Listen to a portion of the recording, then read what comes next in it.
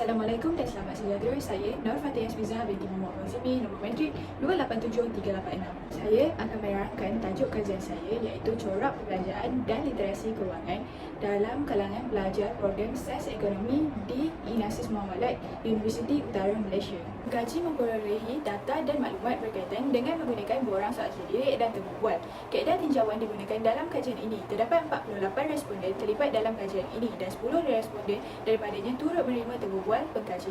Pengkaji menggunakan kaedah deskriptif untuk mempersembahkan dapatan kajian dan melibatkan analisis deskriptif yang merangkumi raja, jadual dan statistik serta analisis sebab dan akibat dan analisis perbandingan untuk mempersembahkan dan menganalisiskan dapatan kajian. Objektif yang pertama, profil demografi pelajar program Sains Ekonomi di INASIS Muamalat menunjukkan yang berumur 21 hingga 22 tahun paling tinggi iaitu 60.4% dan diikuti 39.6% yang berumur 23 hingga 24 tahun.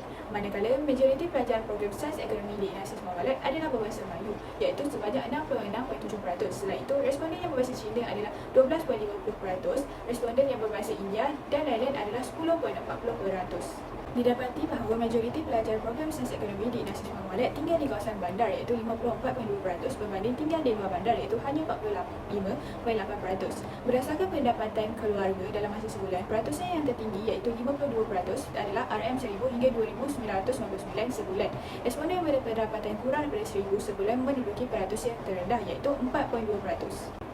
Peratusan yang tertinggi bagi anggaran kos perbelanjaan responden dalam masa sebulan ialah 50% adalah RM300 hingga RM599 sebulan. Responden yang anggaran perbelanjaannya kurang daripada 300 sebulan menduduki peratusan yang rendah iaitu 6.3%. Objektif yang kedua iaitu faktor-faktor yang mempengaruhi corak perbelanjaan dan literasi kewangan dalam kalangan pelajar program Sains Ekonomi di INASIS Muamalat. Harga produk atau perkhidmatan memainkan peranan penting dalam membuat keputusan perbelanjaan responden. Peratus tertinggi iaitu 45.8% diikuti 41.7% sangat setuju dengan faktor ini. Jumlah peratus setuju dan sangat setuju dengan faktor ini adalah 87.5%. Hal ini menunjukkan harga produk atau perkhidmatan memainkan peranan penting dalam membuat keputusan perbelanjaan responden bagi memastikan perbelanjaan responden tidak berlebihan.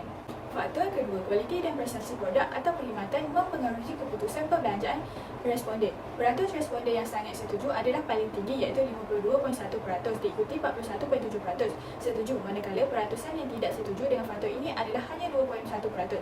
Hal ini menunjukkan bahawa kebanyakan responden sangat setuju bahawa kualiti dan prestasi produk atau perkhidmatan mempengaruhi keputusan perbelanjaan kerana dengan kualiti dan prestasi perkhidmatan yang baik dapat memastikan kepuasan responden semasa berbelanja. Faktor ketiga ialah jenama atau reputasi pengeluaran produk atau penyediaan perkhidmatan mempengaruhi keputusan perbelanjaan responden. Peratusan tertinggi ialah 37.5% responden sangat setuju, manakala peratusan responden yang berasa tidak pasti terhadap faktor ini adalah paling rendah iaitu 29.2%. Jumlah peratusan sangat setuju dan setuju dengan faktor ini adalah 70%. Majoriti responden setuju dengan faktor ini kerana jenama atau reputasi yang baik menimbulkan kepercayaan dan keyakinan pelanggan. Tawaran promosi atau diskaun mempengaruhi keputusan perbelanjaan menunjukkan peratusan responden yang sangat setuju bahawa tawaran promosi atau diskaun mempengaruhi keputusan perbelanjaan adalah paling tinggi iaitu 43.8% diikuti 33.3% setuju dengan faktor ini. Peratusan yang sangat tidak setuju dengan faktor ini adalah hanya 2.1%. Hal ini menunjukkan bahawa kebanyakan responden sangat setuju bahawa tawaran promosi atau diskaun mempengaruhi keputusan perbelanjaan kerana tawaran promosi atau diskaun memberikan mereka peluang untuk mendapatkan produk atau perkhidmatan dengan harga yang lebih murah daripada harga asal. Justru itu, ia memberikan mereka peluang untuk menjimatkan wang. Kepentingan kesihatan atau faktor kesejahteraan mempengaruhi keputusan perbelanjaan responden. Peratus yang tertinggi iaitu 39.6% responden setuju, manakala peratus yang paling rendah iaitu 4.2% adalah tidak setuju. Hal ini menunjukkan bahawa kebanyakan responden sangat setuju bahawa kepentingan kesihatan atau faktor kesejahteraan mempengaruhi keputusan perbelanjaan kerana semakin ramai yang memiliki kesedaran tentang pentingnya gaya hidup sihat, maka mereka cenderung untuk membelanjakan wang untuk produk atau perkhidmatan yang mendukung kepada gaya hidup sihat. Rakan sebaya dan persekitaran sosial mempengaruhi sikap dan tingkah laku kewangan responden. Peratus tertinggi iaitu 43.8% responden setuju, manakala peratusan yang rendah iaitu 4.2% masing-masing tidak setuju dengan sangat tidak setuju dengan faktor ini. Hal ini menunjukkan bahawa kebanyakan responden bersetuju dengan faktor ini kerana rakan sebaya dan persekitaran sosial membentuk norma sosial yang mempengaruhi sikap dan tingkah laku kewangan seseorang. Contohnya, jika seseorang tidak dapat norma untuk berbelanja secara boros atau membeli barang-barang mewah, maka mereka cenderung mengikutinya. Akses kepada sumber-sumber maklumat kewangan yang berkualiti seperti buku, laman sesawang dan bahan pembelajaran membantu meningkatkan literasi kewangan responden. Menunjukkan peratus yang sangat setuju dan setuju dengan faktor ini adalah paling tinggi dan sama, iaitu 35.4%. Manakala peratusan yang terendah ialah 2.1% adalah sangat tidak setuju dengan faktor ini. Hal ini kerana sumber-sumber maklumat yang berkualiti dapat memberikan pengetahuan yang lebih mendalam tentang topik kewangan yang relevan. Ekonomi dan keuangan seperti keadaan ekonomi, kos pengajian dan peluang perbelanjaan mempengaruhi corak perbelanjaan dan pemikiran keuangan responden. Peratusan yang tinggi iaitu 47.9% responden bersetuju, manakala peratusan responden yang berasa tidak pasti terhadap faktor ini adalah paling rendah iaitu 16.7%. Majoriti responden bersetuju dengan faktor ini kerana keadaan ekonomi mempengaruhi corak perbelanjaan dan literasi keuangan kerana dampaknya terhadap pendapatan, tingkat bunga, pengangguran serta inflasi dan deflasi. Motivasi dan kesedaran akan kepentingan kewangan dalam jangka masa panjang mempengaruhi kemahuan untuk mempelajari dan meningkatkan literasi kewangan responden. Peratusan tertinggi iaitu 43.8% responden sangat setuju, manakala peratusan responden yang sangat tidak setuju dengan faktor ini adalah terendah iaitu 2.1%. Kebanyakan responden bersetuju dengan faktor ini kerana pengetahuan tentang kewangan menyebabkan mereka membuat keputusan kewangan yang lebih baik. Pengalaman dan paparan terhadap isu kewangan di media dan masyarakat mempengaruhi kesedaran dan pengetahuan responden tentang kewangan. Menunjukkan peratusan tertinggi iaitu 45.8% responden setuju. Peratusan yang terendah ialah 2.1% tidak setuju dengan faktor ini. Peratusan responden yang bersetuju adalah paling tinggi, manakala peratusan tidak setuju adalah paling rendah, menunjukkan bahawa kebanyakan responden ketika mengalami atau menyaksikan isu kewangan di media dan masyarakat dapat membuka akses terhadap sumber dan informasi tentang literasi kewangan. Objektif yang kedua ialah kemahiran pengurusan kewangan dalam kalangan pelajar Ignatius Muhammad. Responden yang mempunyai kemahiran yang mencukupi untuk merancang dan menguruskan perbelanjaan bulanannya menunjukkan peratusan tertinggi iaitu 52.1% responden setuju. Peratusan yang terendah ialah 2.1% sangat tidak setuju tentang kemahiran tersebut. Jawapan setuju menduduki peratusan yang paling tinggi, manakala sangat tidak setuju hanya menduduki peratusan yang paling rendah, menunjukkan bahawa kebanyakan responden setuju bahawa mereka mempunyai kemahiran untuk merancang perbelanjaan mereka. Responden mahir dalam menguruskan hutang dan membayar bil serta komitmen kewangan tepat pada masanya. Menunjukkan peratusan yang sangat setuju dan setuju dengan kemahiran ini adalah paling tinggi dan sama iaitu 39.60% responden. Manakala peratusan yang terendah ialah 2.1% sangat tidak setuju dengan kemahiran dalam menguruskan hutang dan membayar bil serta komitmen kewangan tepat pada masanya. Jawapan sangat setuju dan setuju menduduki peratusan yang paling tinggi, manakala sangat tidak setuju hanya menduduki peratusan yang paling rendah, menunjukkan bahawa kebanyakan responden setuju bahawa mereka mempunyai kemahiran untuk menguruskan hutang dan membayar bil serta komitmen kewangan tepat pada masanya. Responden memahami konsep pembelanjaan bijak dan mengutamakan keperluan sebelum kehendak dalam membuat pembelian, menunjukkan peratusan tertinggi iaitu 45.8% responden setuju, manakala peratusan responden yang tidak setuju dengan faktor ini adalah terendah iaitu 6.3%. Hal ini menunjukkan kebanyakan responden setuju bahawa responden mempunyai kemahiran memahami konsep pembelanjaan bijak dan mengutamakan keperluan sebelum kehendak dalam membuat pembelian. Responden yang mempunyai kemahiran untuk membandingkan harga dan mencari tawaran terbaik sebelum membuat pembelian menunjukkan peratusan tertinggi iaitu 47.9%, manakala peratusan responden yang tidak setuju dengan faktor ini adalah terendah iaitu 4.2%. Hal ini menunjukkan kebanyakan responden setuju bahawa responden mempunyai kemahiran untuk membandingkan harga dan mencari tawaran terbaik sebelum pembelian supaya dapat berbelanja dengan bijak. Responden memilih untuk membeli barangan atau perkhidmatan yang harganya lebih murah walaupun kualitinya mungkin kurang baik, menunjukkan peratusan tertinggi iaitu 36.6% responden setuju, manakala 10.4% sangat tidak setuju bahawa mereka mempunyai kemahiran tersebut. Walaupun jumlah responden yang setuju dengan kemahiran ini adalah 59%, namun yang selebihnya kurang pasti tidak setuju dan sangat tidak setuju. Ini kerana pembelian barang bisa dibuat berdasarkan kualiti dan prestasi barangan dan perkhidmatan bagi menjamin kepuasan semasa membeli. Responden tidak mudah terpengaruh dengan tawaran promosi atau diskaun untuk barangan yang saya tidak perlu, menunjukkan peratusan tertinggi iaitu 39.6% responden. Selain itu, sebanyak 20.8% tidak pasti dengan kemahiran tersebut, manakala 8.3% tidak setuju bahawa mereka mempunyai kemahiran tersebut.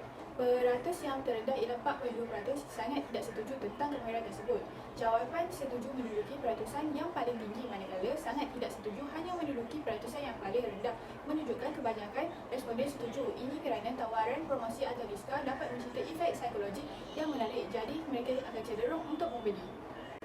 Responden aktif mencari dan melibatkan diri dalam aktiviti-aktiviti yang meningkatkan literasi kewangan menunjukkan peratusan tertinggi iaitu 35.4% responden setuju diikuti peratusan responden yang memberikan jawapan yang sangat setuju iaitu 20.8%. Selain itu, sebanyak 29.2% tidak pasti dengan kemahiran tersebut, manakala 8.5% tidak setuju bahawa mereka mempunyai kemahiran tersebut. Peratusan yang terendah iaitu 6.3% sangat tidak setuju tentang kemahiran tersebut. Jawapan setuju menduduki peratusan yang paling tinggi, manakala sangat tidak setuju hanya menduduki peratusan yang paling rendah, menunjukkan bahawa kebanyakan responden setuju. Ini kerana aktiviti yang meningkatkan literasi kewangan membantu mereka mengembangkan dan meningkatkan kemampuan mereka dalam menguruskan kewangan. Objektif yang ketiga, peranan institusi pendidikan, ibu bapa dan pihak berkepentingan lain dalam menggalakkan amalan kewangan yang bertanggungjawab dalam kalangan pelajar Inasis Muamalat. Sejauh manakah responden bersetuju bahawa ibu bapa atau penjaga memberikan didikan dan arahan yang berkesan tentang pengurusan perbelanjaan kepada responden? Menunjukkan peratusan yang sangat setuju dan tidak pasti adalah paling tinggi dan sama iaitu 31.3%, manakala peratusan yang terendah ialah 2.1% sangat tidak setuju dengan peranan ini. Jawapan setuju menduduki peratusan yang paling tinggi, manakala sangat tidak setuju hanya menduduki peratusan yang paling rendah, menunjukkan bahawa kebanyakan responden setuju ibu bapa biasanya mempunyai pengalaman dalam pengurusan kewangan dan dapat memberikan panduan kepada anak-anak. Sejauh manakah responden bersetuju bahawa program-program atau inisiatif yang disediakan oleh universiti dapat meningkatkan kemahiran perbelanjaan dan literasi kewangan, responden menunjukkan peratusan tertinggi iaitu 50% responden setuju. Seterusnya, peratusan terendah iaitu 4.5% tidak setuju dengan peranan pihak tersebut. Jawapan setuju menduduki peratusan yang paling tinggi, manakala sangat tidak setuju hanya menduduki peratusan yang paling rendah, menunjukkan bahawa kebanyakan responden setuju. Ini kerana aktiviti yang meningkatkan literasi kewangan membantu mereka mengembangkan dan meningkatkan kemampuan mereka dalam menguruskan kewangan. Adakah responden bersetuju bahawa pihak berkepentingan lain seperti kumpulan pelajar, persatuan mahasiswa atau badan nasihat kewangan di universiti memberikan sokongan dan sumber daya yang berguna untuk membantu responden mengembangkan amalan kewangan yang bertanggungjawab? Menunjukkan peratusan tertinggi iaitu 35.4%, seterusnya peratusan terendah iaitu 2.1% sangat tidak setuju dengan peranan pihak tersebut. Jawapan setuju menduduki peratusan yang paling tinggi, manakala sangat tidak setuju hanya menduduki peratusan yang paling rendah, menunjukkan bahawa kebanyakan responden setuju. Ini kerana kumpulan pelajar, persatuan mahasiswa atau badan nasihat kewangan di universiti memiliki kekuatan kolektif yang dapat digunakan untuk menyebarkan kesedaran dan informasi tentang amalan kewangan yang bertanggungjawab. Pekaji mendapati bahawa 3 faktor utama yang mempengaruhi corak perbelanjaan dan literasi kewangan dalam kalangan pelajar program sains ekonomi di Inasis Muamalat Universiti Utara Malaysia termasuklah kualiti dan prestasi produk atau perkhidmatan mempengaruhi keputusan perbelanjaan. Harga sesuatu produk atau perkhidmatan memainkan peranan penting dalam membuat keputusan pembelian, dan ekonomi serta kewangan mempengaruhi corak perbelanjaan dan pemikiran kewangan. Hal ini dikatakan demikian kerana jumlah peratusan setuju dan sangat setuju untuk 3 faktor ini menduduki peratusan tertinggi iaitu 93.8%, 88.5% dan 83.3%. Menurut kepada kajian lepas, pendidikan kewangan merupakan faktor paling penting mempengaruhi literasi kewangan yang berbeza antara kajian lepas dengan kajian pekaji. Seterusnya, dalam bab 5 akan menerangkan implikasi dasar, ramalan, cadangan, kekangan kajian, saranan dan kesimpulan. Pihak kerajaan Malaysia harus memperkenalkan dasar untuk memperkukuhkan pendidikan kewangan dalam kalangan mahasiswa. Ini termasuk meluaskan program-program pendidikan kewangan di institusi pendidikan pengajian tinggi, menggalakkan pengenalan mata pelajaran kewangan dalam kurikulum dan menyediakan bantuan kewangan untuk mahasiswa yang ingin mengikuti kursus-kursus berkaitan kewangan. Dengan pendidikan kewangan yang lebih menyeluruh, mahasiswa akan dapat memahami konsep-konsep asas seperti pengurusan kewangan perancangan, bajet, pelaburan dan pinjaman. Selain itu, pihak kerajaan Malaysia juga harus memperkenalkan dasar untuk meningkatkan akses mahasiswa kepada sumber maklumat kewangan. Ini termasuk penubuhan portal dan platform dalam talian yang menyediakan maklumat kewangan yang relevan dan terkini seperti tips pengurusan kewangan, panduan pelaburan dan perkongsian nasihat daripada pakar kewangan. Dengan adanya akses yang mudah ini kepada sumber-sumber ini, mahasiswa dapat mengambil langkah-langkah yang lebih baik dalam menguruskan kewangan mereka dengan lebih bijaksana. Seterusnya, pihak kerajaan hendaklah memperkenalkan pelbagai peluang pendidikan kewangan dan latihan kemahiran untuk mahasiswa.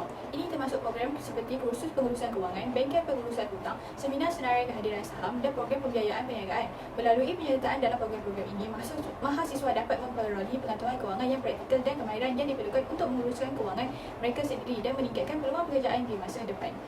Dasar untuk memperkukuhkan pendidikan kewangan dalam kalangan mahasiswa dapat menggalakkan mahasiswa untuk lebih peka tentang isu kewangan. Pendidikan kewangan yang diperkukuhkan akan meningkatkan kesedaran pelajar tentang kepentingan perancangan kewangan jangka pendek dan jangka panjang. Mereka akan memahami kepentingan mempunyai matlamat kewangan seperti membeli rumah, menumbuhkan dana persaraan atau memulakan perniagaan. Dengan pemahaman ini, pelajar akan bermotivasi untuk merancang kewangan mereka dengan lebih baik dan mengambil langkah yang perlu untuk mencapai matlamat ini. Selain itu, dasar untuk meningkatkan akses mahasiswa kepada sumber maklumat kewangan dapat menambah baik ilmu mahasiswa tentang kewangan. Dengan akses yang lebih mudah kepada sumber maklumat kewangan, pelajar akan dapat mengembangkan kemahiran penyelidikan dan analisis mereka. Mereka boleh mengkaji arah aliran pasaran kewangan, membaca laporan kewangan syarikat dan menganalisis transaksi pelaburan. Ini akan membantu mereka dalam membuat keputusan kewangan yang lebih baik. Selain itu, dasar untuk meningkatkan akses mahasiswa kepada sumber maklumat kewangan dapat menambah baik ilmu mahasiswa tentang kewangan. Dengan akses yang lebih mudah kepada sumber maklumat kewangan, pelajar akan dapat mengembangkan kemahiran penyelidikan dan analisis mereka. Mereka boleh mengkaji arah aliran pasaran kewangan, membaca laporan kewangan syarikat dan menganalisis transaksi pelaburan. Ini akan membantu mereka dalam membuat keputusan kewangan yang lebih baik. Seterusnya, pendidikan kewangan dan latihan kemahiran untuk mahasiswa adalah penting. Pendidikan kewangan membantu pelajar mengembangkan kemahiran dalam membuat keputusan yang baik dalam konteks kewangan. Mereka akan belajar cara melakukan analisis risiko, membandingkan pilihan kewangan dan menilai akibat jangka panjang keputusan kewangan mereka. Keupayaan ini akan membantu pelajar membuat keputusan yang lebih baik, lebih rasional dan termaklum dari segi pengurusan kewangan mereka. Selain itu, pihak kerajaan boleh menjalinkan perkongsian dengan institusi kewangan seperti bank dan syarikat insurans untuk menyediakan pelajar dengan akses yang lebih luas berkenaan produk atau perkhidmatan kewangan. Ini boleh termasuk latihan khusus, menawarkan produk kewangan yang direka khusus untuk pelajar atau program yang menawarkan beasiswa atau pinjaman pada kadar faedah yang kompetitif.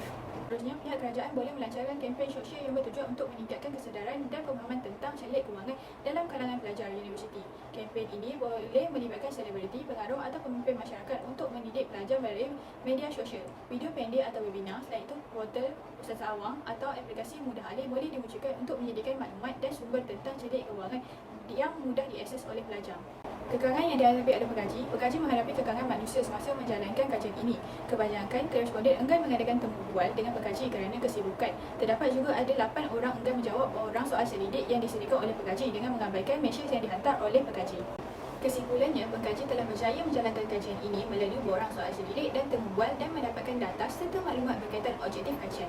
Pengkaji telah menganalisiskan dapatan kajian ini dan mendapati terdapat satu faktor utama yang mempengaruhi corak pembelajaran dan literasi kewangan pelajar program sains ekonomi di Universiti Muhammad Universiti Utara Malaysia, iaitu kualiti dan prestasi produk atau perkhidmatan mempengaruhi keputusan perbelanjaan adalah lain dengan faktor utama daripada kajian lepas. Pengkaji juga mengemukakan pelbagai cadangan kepada pihak kerajaan untuk mendapatkan dan mengurangkan isu yang ditimbulkan. Pengkaji berharap cadangan yang dicadangkan iaitu melaksanakan dasar untuk memperkukuhkan pendidikan kewangan dalam kalangan mahasiswa, dasar untuk meningkatkan akses mahasiswa kepada sumber maklumat kewangan dan memperkenalkan pelbagai peluang pendidikan kewangan dan latihan kemahiran untuk mahasiswa.